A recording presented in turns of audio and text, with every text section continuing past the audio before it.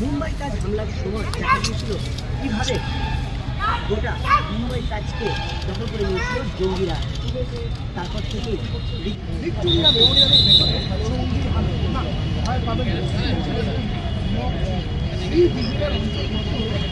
রীতিমতো এই ধরনের বা ঐতিহাসিক প্রতিষ্ঠান সেগুলিকে রক্ষা করতে বদ্ধপরিকর ভারতীয় সেনা এবং ভারতীয় নৌবাহিনী থেকে ভারতীয় নিরাপত্তার সঙ্গে জড়িত সবকটি নিরাপত্তামূলক সংস্থা।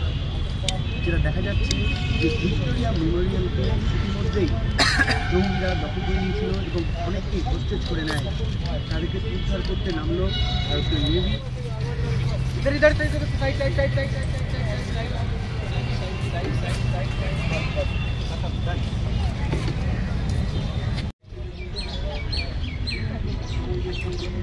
এত কথা বলে কোনো লাভ আছে? করলে করো, না করলে ছেড়ে দাও। আমাদের অটোমিজালে হলেই হলো। হ্যাঁ,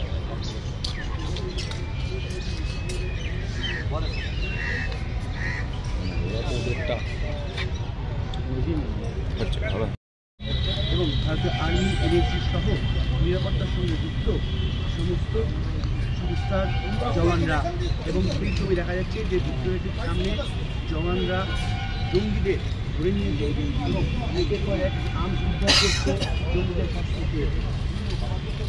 অন্যদিকে দেখা যাচ্ছে যে গাছের পেছনে লুকিয়ে থাকা জঙ্গিকে পেছন দিকে